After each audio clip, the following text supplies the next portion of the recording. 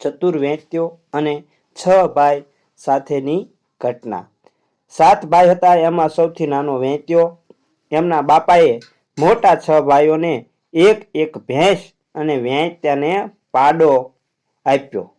6 ભાઈઓએ વિચાર કર્યો કે આપણે તો ખેતી કરીએ છીએ, નાનાથી ખેતી થાય એમ નથી, તો એને ભેંસો ચારવા મોકલીએ। નાનાએ કીધું, તું અમારી ભેંસો ચારવા લઈ જા અને અમે તારી જમીન વાવીશું। વેત્યાએ આ 6ની વાત કબૂલ રાખી। પછી 6 ભેંસો અને પાડાને રોજ ચરાવવા જાય। થોડા દિવસ પછી એ કંટાળ્યો એટલે એણે એક ઉપાય કર્યો। નાની પાતળી સળીઓનો ટોપલો બનાવી તે ભેંસોને પહેરાવી દીધો। પછી ભેંસો આખો દી પાણીમાં તર્યા કરે ને પાડો છે તે કાંઠે ચર્યા કરે। પેલા 6 ભાઈઓ વિચારે કે આપણી ભેંસો રોજ ચરવા જાય છે, ઘેર ખાણ ખાય છે, તોય દુબળી કેમ પડતી જાય છે? આથી તેમણે વેત્યાની પાછળ નદી પર જઈને તે શું કરે છે તે જોવાનું નક્કી કર્યું। ત્યાં જોયું તો 6 ભેંસોને ટોપલા પહેરાવીને પાણીમાં નાખી દીધેલી ને પાડો તો કાંઠે કાંઠે ચરીને અલમસ્ત બન્યો છે। પછી ઘેર આવીને 6 જણા વેત્યાને કહે, અલ્યા તે આ શું કર્યું? વેત્યો કહે, જુઓ ભાઈ, આ ભેંસો ઘેર ખાણ ખાય, ચાર ખાય, વગડામાં જે મળે તે ખાય, પછી સાંજ પડે ત્યાં મરી ન જાય એટલે મેં એને ટોપલા પહેરાવી દીધા। પછી 6 ભાઈઓએ મળીને વેત્યાના પાડાને મારી નાખ્યો ને ભેંસોને લઈ જતા રહ્યા। હવે વેત્યાએ ચમારને બોલાવી પાડાનું ચામડું ઉતરાવ્યું ને તે લઈ વેચવા નીકળ્યો। રસ્તામાં ખાખરાનું ઝાડ આવ્યું, તેના પર ચડી ગયો। એ જ વખતે કેટલાક ભીલ ચોરી કરીને આવતા હતા ને માલનો ભાગ પાડવા ત્યાં બેઠા। એક ભીલ કહે કે જો વેચણીમાં દગો કરવો નહીં, જે દગો કરશે તેના પર કડકડતી વીજળી પડશે। એ સાંભળીને વેત્યાએ કડકડતી વીજળી એટલે કે ચામડું નીચે નાખ્યું। ખડ અવાજ આવ્યો, એથી પેલા ભીલ ડરના માર્યા માલ મિલકત મૂકીને ભાગ્યા। વેત્યો બધો માલ લઈને ઘેર આવ્યો। ઘેર આવીને કહે, જા છોકરા, મોટા બાપાને કહે કે ત્રાજવું અને વજનિયા આપો, મારા બાપા ચામડાના પૈસા લાવ્યા છે, તે જોખવા છે। છોકરાએ જઈને વાત કરી તો તેને પૂછ્યું કે કેટલા પૈસા ઉપજ્યા છે, તે ત્રાજવે જોખવા છે? છોકરાએ ફરી ત્રાજવા માંગ્યા। હવે મોટા ભાઈએ ત્રાજવા આપ્યા ને જોવા આવ્યા કે આ પૈસા ચામડાના છે। વેત્યો કહે, ભાઈ, ત્યાં તો તાપના લીધે ઉનાળામાં લોકોના પગ બળે છે, ચામડું ત્યાં મળતું નથી। ભેંસનું ચામડું હોય તો શી વાત કરવી? ભાઈઓએ વિચાર કર્યો કે મારી વાત તો સાચી। એમણે પોતે 6 ભેંસો મારી નાખી। તેમનું ચામડું લઈને વેચવા નીકળ્યા। પણ ચામડું ખરીદે કોણ? કોઈને રૂપિયામાં વેચ્યું તો કોઈને 2 રૂપિયામાં। એમ ચામડું વેચીને પાછા ફરતા નક્કી કર્યું કે નાનો આપણને છેતરે છે એટલે આ વખતે એની ઝૂંપડી બાળી નાખીએ। આ બાજુ વેત્યાને આ વાતની ખબર પડી ગઈ એટલે બધો માલ સામાન લઈને એ ડુંગર પર ચડી ગયો। રાત્રે એના ભાઈઓએ ઝૂંપડી બાળી નાખી। આગ ઠંડી પડી એટલે વેત્યાએ રાખ ભેગી કરીને તે ઓઠ પર નાખીને વેચવા નીકળ્યો। એ જ વખતે એક ડોશી પોઠિયા પર કસ્તુરી નાખીને સામેથી આવી રહી હતી। તેનો પોઠિયો થાકી ગયો હતો એટલે તેણે પૂછ્યું, તારા સામાનમાં શું છે? તો વેત્યો કહે, સાચી કસ્તુરી ભરેલી છે। ડોશી કહે, હું થાકી ગઈ છું તો મને તારા પોઠિયા પર બેસાડ। વેત્યો કહે, બેસાડું ખરો, પણ એક શરત, જો તું રસ્તામાં પાદે ને કસ્તુરી ઉડે તો તારો પોઠિયો લઈને હું જતો રહું। ડોશીએ મંજૂર રાખ્યું। ડોશી પોઠિયા પર બેઠી ને ખરેખર એ રસ્તામાં પાડી એટલે રાખ ઉડી। તરત જ શરત પ્રમાણે વેત્યો ડોશીનો પોઠિયો અને કસ્તુરી લઈ રવાના થઈ ગયો। ઘેર જઈને છોકરાને કહે, મોટા બાપાને કે ત્રાજવા અને વજનિયા આપો, કસ્તુરી જોખવી છે। ભાઈ વિચારે કે આટલી બધી કસ્તુરી ક્યાંથી લાવ્યો? વેત્યાને પૂછ્યું, શું છે આ? વેત્યો કહે, દૂર દેશના લોકોની પાસે જે અનાજ છે તે સડી જાય છે, એને સાચવવા ક્યાંય રાખ મળતી નથી. આ તો મારું ઝૂંપડું બળી ગયું હતું, તેની રાખ મેં વેચી.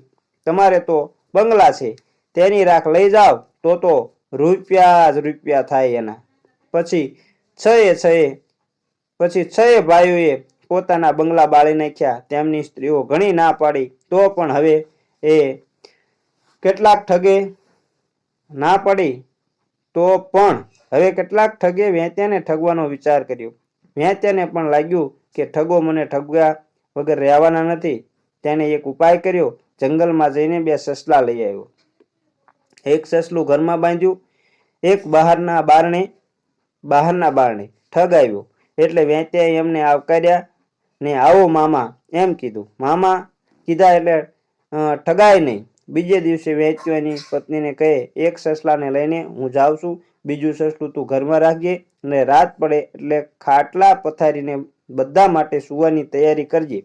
પછી એને ઠગોને કહ્યું, આજે મારી જમીન જોવા જઈએ. વેત્યાની સાથે એક સસલાને જોઈ એક ઠગે પૂછ્યું, આ સસલું કેમ સાથે રાખ્યું છે વેત્યાભાઈ? વેત્યો કહે, હું એકલો જ છું, મારા 2 છોકરા નાના છે, સમયસર ઘેર ન જાઉં તો સસલાને મોકલીને ઘેર બધી તૈયારી કરવાનું કહી દઉં. પછી સસલાને કહે, ઘેર જા અને કહેજે કે હુક્કો ભરી રાખે ને રસોઈ તૈયાર કરી રાખે. એટલે સસલાને છૂટું મૂકી દીધું. સસલું તો ડુંગર પર આમ તેમ થઈને ક્યાંક જતું રહ્યું. પણ ઘરના બારણે જે સસલું બાંધેલું હતું તે એમ જ હતું. ઠગ ઘેર આવ્યા તો સસલાને જોઈને કહે કે આવું પડે ભાણાભાઈ, ગમે તે થાય પણ આ સસલું અમને આપો. વેત્યાએ ઘસીને ના પાડી દીધી. કહ્યું, સસલાની વાત નહીં કરતા. ઠગોએ બદલામાં 700 રૂપિયા આપતા વેત્યાએ ઠગોને સસલું આપી દીધું. સસલું લઈને ઠગ ગયા અને વેત્યાને મહેમાન થવાનું આમંત્રણ આપતા ગયા. એક દિવસની વાત છે. એક દિવસ વેત્યો એમને ત્યાં ગયો. ઠગે ઘેર જઈ વાત કરી નહીં, કોઈ સૂચના આપી નહીં. સીધું જ વેત્યાને કહે, ચાલો ભાણાભાઈ, આપણે વાડો જોવા જઈએ. સસલાને સાથે લીધું. બધા વાડો જોવા ગયા. સાંજ થઈ એટલે સસલાને ઠગોએ ઘેર જઈને રસોઈ બનાવવાનું કહેવરાવ્યું. વેત્યાને ખબર જ હતી કે સસલું અહીંથી બારોબાર જતું રહેવાનું છે ને ખરેખર જ સસલું આમ તેમ જોઈ રવાના થઈ ગયું. ઘેર આવીને ઠગોએ પૂછ્યું કે સસલું આવ્યું હતું? તો જવાબ મળ્યો કે અહીં તો સસલું કેવું ને કોઈ કેવું. એટલે એમણે વેત્યાને કીધું કે ભાણાભાઈ, સસલું તો અહીં આવ્યું નહીં. વેત્યો કહે, અરે મામા, તમે એના કાન ફૂંક્યા હતા? તો કે ના, તો સસલું ઘેર કેમ આવી શકે? એવી રીતે વાત વાળીને વેત્યો ઘેર જતો રહ્યો. ફરી બધા ઠગે વેત્યાને મારી નાખવાનો વિચાર કર્યો. વેત્યો સૂતો હતો અને ઠગ આવ્યા. વેત્યાએ મામા કહીને આવકાર આપ્યો. મામા કીધા એટલે તરત તો કંઈ ન કર્યું. વેત્યાએ ખાટલા નીચે એક લાકડી મૂકી રાખેલી.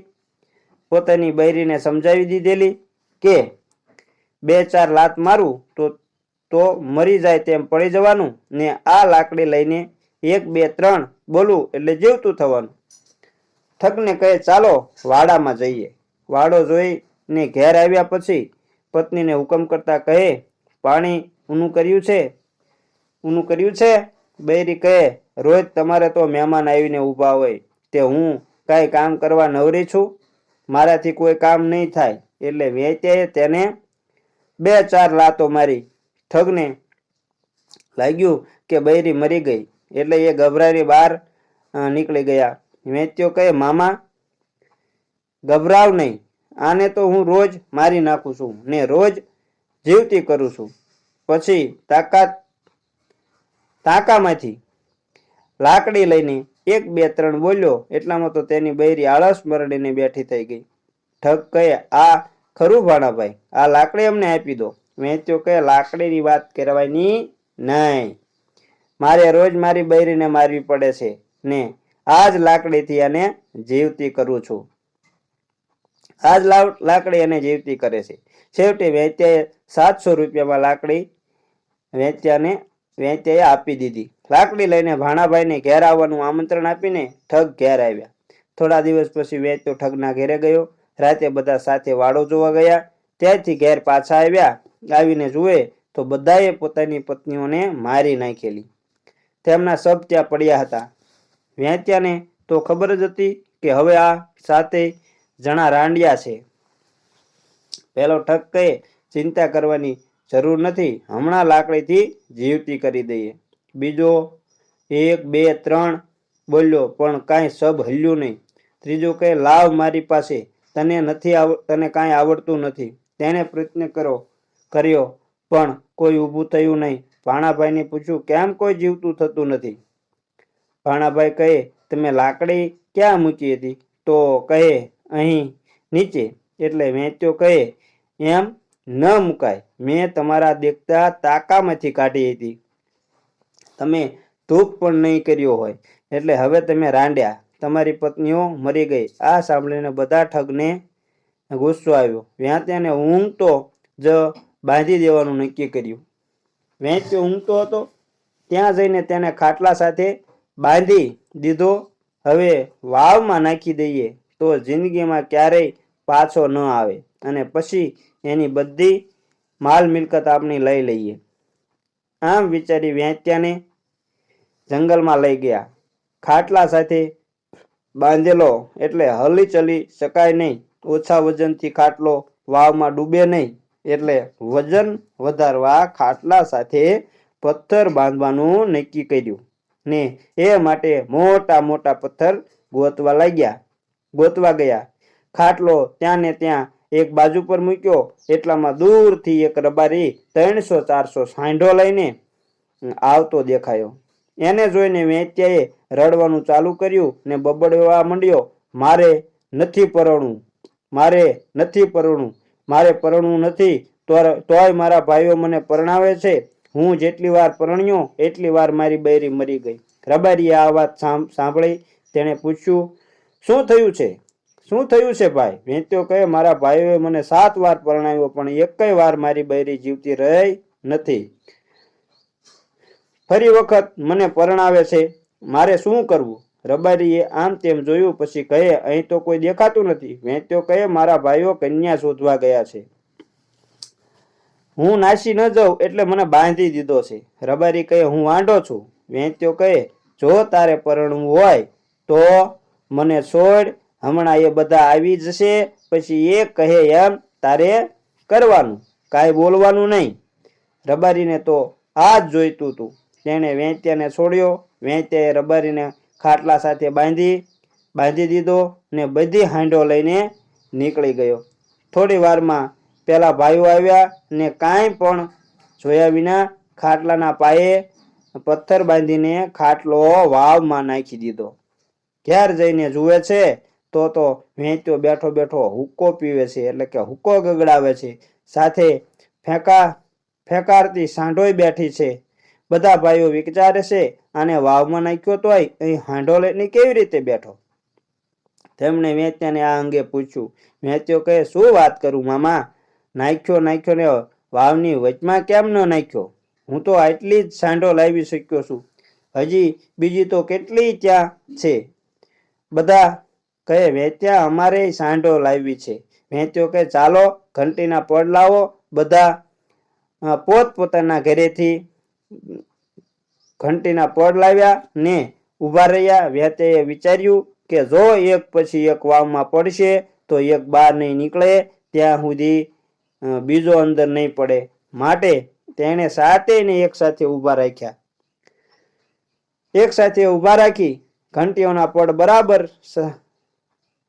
સાથે બાંધી 1, 2, 3 બોલાય પછી સૌએ એક સાથે પડવું એમ સૂચના આપી. આમ બધા એક સાથે માવમાં પડ્યા અને બધાના રામ રમી ગયા. આવા જ નવા જીવનમાં કંઈક નવું જાણવા મળે, કંઈક ચતુરાઈની વાતો નવું કરવાની પ્રેરણા મળે, મનોરંજન સાથે જ્ઞાન મળે તેવી સ્ટોરી, તમારી સ્ટોરી, સામાજિક સ્ટોરી, સત્ય ઘટનાઓ, ધાર્મિક ઘટનાઓ, રામાયણ અને મહાભારતના પ્રસંગો સાંભળવા માટે અમારી ચેનલને લાઈક અને શેર કરજો અને સબસ્ક્રાઈબ પણ કરી લેજો.